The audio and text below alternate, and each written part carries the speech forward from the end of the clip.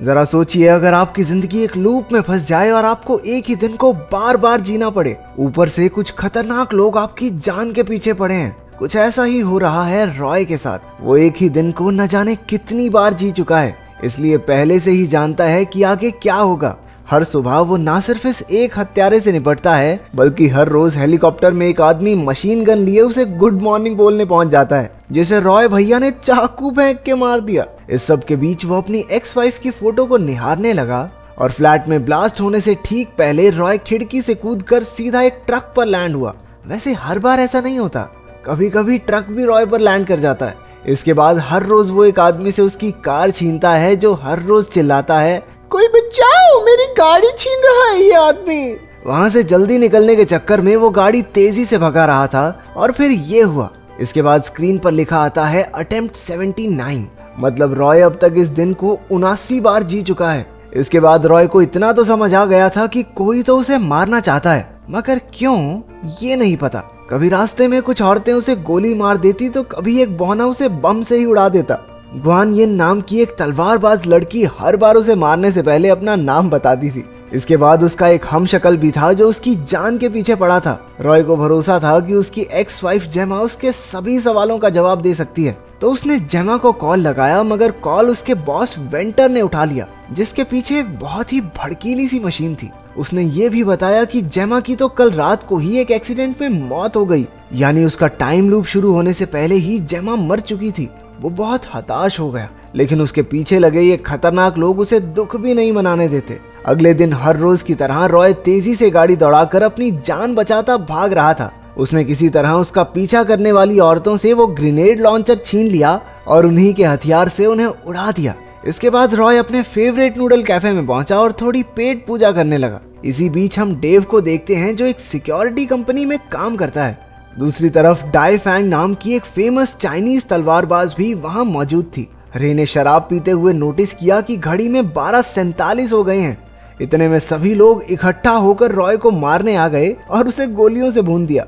इसके बाद हमें रॉय के टाइम लूप में जाने से पहले का दिन दिखाया जाता है। वो अपनी एक्स वाइफ के ऑफिस में सिक्योरिटी डिपार्टमेंट ज्वाइन करने के लिए अपना रिज्यूम देने गया था। पता चलता है कि सिक्योरिटी की जरूरत ऑफिस वालों को नहीं, जेमा को है। जेमा ने अचानक से रॉय के सर से कुछ बाल काट लिए। उसका व्यवहार बड़ा अजीब सा लग रहा था। उसने रॉय से पूछा कि क्या उसे उसका भेजा हुआ जन्मदिन का तोहफा मिल गया था। जेमा ने रॉय के गले लगकर उसके कान में कहा कि वो ओसाइरिस वर्ड को याद रखे। तभी 3 गार्ड्स वहां आ पहुंचे और उन्होंने रॉय को बाहर भेज दिया। उसके जाने के बाद जेमा के बॉस वेंटर ने उसे धमकाते हुए कहा कि वो जिस चीज पर काम कर रहे हैं वो एक टॉप सीक्रेट प्रोजेक्ट है और वो अपने पुराने आशिकों को ऐसे ही अंदर नहीं बुला सकती। रात के तकरीबन 3 बजे रॉय एलिस नाम की एक लड़की, जो कि पेशे से एक डेंटिस्ट है, उसके साथ एक बार में बैठा था। एलिस के बाथरूम में जाने के बाद बारटेंडर ने बातों बातों में उससे कहा कि वो इस लड़की के साथ मौज मस्ती भले ही कर ले, लेकिन उसकी आंखों में प्यार किसी और के लिए है।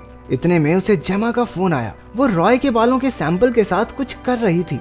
उसने रॉय से कहा कि उसे उसकी मदद चाहिए उस चीज में जिसमें वो सबसे अच्छा है। ये कहकर वो मशीन की तरफ चल पड़ी। क्योंकि वेंटर और उसका सिक्योरिटी हेड ब्रेट सब कुछ सुन और देख रहे थे, तो वेंटर ने जेमा को पकड़कर उसके पास लाने का ऑर्डर दिया। अगले दिन सुबह जब रॉय उठा तो लूप शुरू हो चुका था। उसने जेमा के कहे मुताबिक उसका दिया हुआ जन्मदिन का तोहफा ढूंढा। वो आइसेट और ओसाइरिस नाम की एक किताब थी, लेकिन इससे पहले कि वो उसे पढ़ पाता, हेलीकॉप्टर में बैठकर मशीन गन वाले भैया आ गए और रॉय की गेम कर दी। लेकिन अब रॉय की लाइफ सैमसंग के पुराने फोन की तरह बार बार रिस्टार्ट हुए जा रही थी। कभी कोई मार देता तो कभी कोई। फास्ट फॉरवर्ड करके हम फिर से वर्तमान समय में पहुंचे। रॉय किसी तरह बचता बचाता जेमा की गिफ्ट की हुई किताब के साथ एक अंडरग्राउंड गेमिंग स्टोर में चला गया। किताब पढ़कर उसे पता चला कि आइसेट ओसाइरिस नाम के एक इजिप्शियन लीडर की पत्नी थी। किताब के आखिर में जेमा ने लिखा था कि समय किसी के लिए नहीं रुकता। रॉय को इस किताब में कुछ भी काम का नहीं लगा। अचानक से उसकी नजर अपने बेटे जो पर पड़ी, लेकिन जो को ये नहीं मालूम था कि रॉय ही उसका बाप है। क्योंकि उसे अपने बेटे के साथ समय बिताकर अच्छा लग रहा था,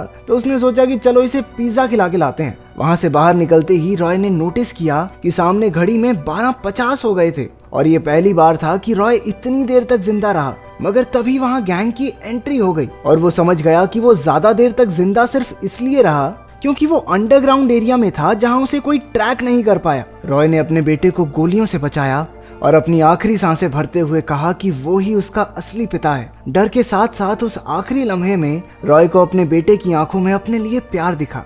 लूप के फिर से शुरू होने पर वो एक नए जोश के साथ उठा। उसने सुबह उस पर हमला करने वाले आदमी से पूछा कि उन्होंने ट्रैकर कहाँ लगाया है। अब रॉय कैसे भी वो ट्रैकिंग डिवाइस ढूंढना चाहता था। वो अपने फेवरेट नूडल कैफे के वॉशरूम में गया और अपनी बॉडी और कपड़ों में ट्रैकिंग डिवाइस को ढूंढने लगा, मगर बहुत ढूंढने पर भी उसे कुछ मिला नहीं। फिर रॉय को उस सिक्योरिटी ऑफिसर डेव की याद आई जो उस समय नूडल शॉप में ही मौजूद था। उसने डेव से पूछा कि अगर उसे किसी की बॉडी में ट्रैकिंग डिवाइस फिट करना हो तो वो कहाँ करेगा, जिस पर डेव ने बताया कि ट्रैकर छुपाने की सबसे बढ़िया जगह है कि किसी के दांत के अंदर लगा दो। और ये सुनते ही रॉय उसे वॉशरूम में ले जाकर पागलों की तरह अपने दांत उखाड़ने लगा। किस्मत से दूसरे ही दांत के अंदर ट्रैकर मिल गया। तभी वहाँ हमशक्ल रॉय आया और उसे गोली मार दी। अगले अटेम्प्ट में रॉय ने सबसे पहले वॉशरूम में जाकर उस ट्रैकिंग डिवाइस को निकाला। उसने ट्रैकर की मदद से एक एक करके सभी गैंग मेंबर्स को ठिकाने लगा दिया। तभी उनमें से एक के मोबाइल पर ब्रेट का कॉल आया। रॉय के फोन उठाने पर ब्रेट ने उसे चैलेंज किया कि अपनी माँ का दूध पिया है तो आजा लैब में, आजा। अपना रॉय किसी से डरता थोड़ी है। वो भी सीधा लैब की ओर निकल गया, मगर पहले अटेम्प्ट में तो गाड़ी दीवार में ठोक के स्टार्टिंग में ही ब्रेट के हाथों मारा गया। मगर अगले अटेम्प्ट में गाड़ी उड़ाकर उसने लैब में सीधी एंट्री मारी। जब गार्ड्स गोलियां बरसाते हुए गाड़ी के पास गए तो पता चला कि ये तो रॉय का बिछाया हुआ एक जाल था। गार्ड्स के पास पहुंचते ही उसने गाड़ी में रखे एक्सप्लोसिव्स फोड़ दिए। उसने हमशक्ल रॉय को ठिकाने लगाकर उसका सिक्योरिटी बैज भी ले लिया। पहले तो उसका सिक्योरिटी बैज काम नहीं करता और बाद में जब उसने जुगाड़ से लिफ्ट खोल भी ली तो बाहर ब्रेट और उसके आदमी गश्त लगाए बैठे थे। तो उसने खुद को ही गोली मारकर दोबारा से ट्राई करने का फैसला किया। अपने अगले अटेम्प्ट में रॉय पहले से ही जानता था कि वो लोग लिफ्ट खुलने पर उसका इंतजार कर रहे होंगे, तो वो साइड से गया और सबको खत्म कर दिया। आगे चलकर उसका सामना ग्वान यिन से हुआ, जो कि बहुत खतरनाक तलवारबाज है। पर रॉय के पास तो बंदूक है, लेकिन जब उसने ट्रिगर दबाया तो पता चला कि बंदूक खाली थी। ओवर कॉन्फिडेंस के चक्कर में रॉय भैया मारे गए। रॉय ने बहुत बार उसे हराने की कोशिश की, लेकिन वो ग्वान यिन से नहीं जीत पाता और वो हर बार उसे एक ही बार में खत्म कर देती। एक अटेम्प्ट में वेंटर ने उसे जिंदा पकड़ लिया और मारने से पहले अपने टॉप सीक्रेट प्रोजेक्ट के बारे में बताने लगा। दरअसल जो मशीन हमने देखी थी उसका नाम है ओसाइरस स्पिंडल और उसमें ताकत है इतिहास को बदलने की। असलियत में जो भी उसके साथ हो रहा था उसकी वजह ये मशीन ही थी। जेमा ने बिना वेंटर को भनक लगे रॉय के बालों के इस्तेमाल से उसके डीएनए को मशीन में डाल दिया था। और ये बात साफ थी कि वेंटर को इस बात का कोई आइडिया नहीं था, क्योंकि फिर वो रॉय को ये सब क्यों ही बताता। रॉय ने जेमा की उसके जन्मदिन पर दी हुई किताब को फिर से पढ़ा और वो समझ गया कि जब तक उसका डीएनए मशीन में मौजूद है उसे कोई नहीं मार सकता। उसे ये भी समझ आया कि जेमा उस पर कितना भरोसा करती थी। वो जोश से भर उठा, मगर अभी भी उसके रास्ते में ग्वान यिन थी। अपने अगले अटेम्प्ट में वो उससे लड़ने की बजाय नूडल कैफे में जाकर लेजेंडरी चाइनीज तलवारबाज डाई फैंग से मिला। उसने डाई फैंग से उसे तलवारबाजी सिखाने के लिए कहा, लेकिन वो तो सिर्फ एक ही दिन के लिए वहां आई थी। रॉय फट से मान गया कि एक दिन बहुत है मेरे लिए। वो हर रोज डाई फैंग के पास जाता और उससे तलवारबाजी सिखाने की बात करता। धीरे धीरे वो बेहतर होता गया और अपने 174th अटेम्प्ट में वो एकदम तैयार हो गया। इसके बाद वो ग्वान यिन से लड़ने पहुंचा। उसने अपनी बंदूक जमीन पर रखी और पास की दीवार से एक तलवार उठा ली। उसने लाजवाब तलवारबाजी दिखाते हुए ग्वान यिन को खत्म कर दिया। तभी ब्रेट और वेंटर भी वहां आ गए। उसने अपनी तलवार ब्रेट के माथे में गाड़ दी। जैसे ही वेंटर ब्रेट की बंदूक उठाने के लिए आगे बढ़ा, रॉय उससे पहले ही तलवार लेकर उस तक पहुंच गया। वेंटर को शक हुआ कि एक आदमी इतने सारे लोगों को कैसे मार सकता है। लगता है ये साउथ की फिल्में नहीं देखता। खैर वो समझ गया कि जेमा ने मशीन के इस्तेमाल से उसे समय के एक लूप में डाल दिया है। वेंटर ने रॉय को बताया कि जब वो यहाँ आकर उसके गुंडों से लड़ रहा था तो उसने उसके बेटे जो को मारने का बंदोबस्त कर दिया था। ये सुनते ही रॉय जल्दी से जो के पास पहुंचा, लेकिन वहां पहुंचकर उसे पता चला कि वो पहले ही मर चुका है। अपने बेटे की मौत देखने के बाद रॉय सारी उम्मीद खो चुका था। वो जानबूझकर हत्यारों को अपने आप को मारने देता, लेकिन एक दिन उसने सोचा बस बहुत हुआ। जब ये दिन बार बार चलना ही है तो क्यों ना उसे अपने बेटे के साथ बिताए। तो रॉय हर दिन जो के साथ गेम्स खेलते हुए बिताने लगा और शाम को जब वो दोनों एक बेंच पर बैठे होते तो सब खत्म हो जाता। मगर एक दिन जो ने बताया कि उसे सुबह उसकी माँ का कॉल आया था, जिसमें जेमा ने उसे समझाते हुए कहा था कि चाहे कोई भी प्रॉब्लम हो वो रॉय से बात कर सकता है। रॉय ने ये बात कंफर्म करने के लिए जो से उसका फोन लिया, जिससे उसे यकीन हो गया कि सुबह जेमा सच में जिंदा थी और उसके पास अब भी मौका है उसे बचाने का।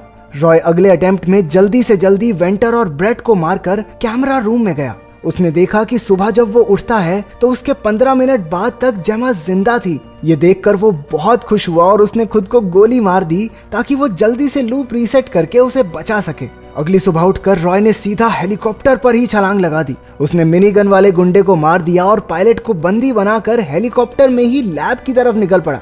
उसने सभी गुंडों को रॉकी भाई के स्टाइल में हेलीकॉप्टर की मशीन गन से उड़ा दिया। वो जल्दी से उस जगह पहुंच गया जहां जेमा मरने वाली थी।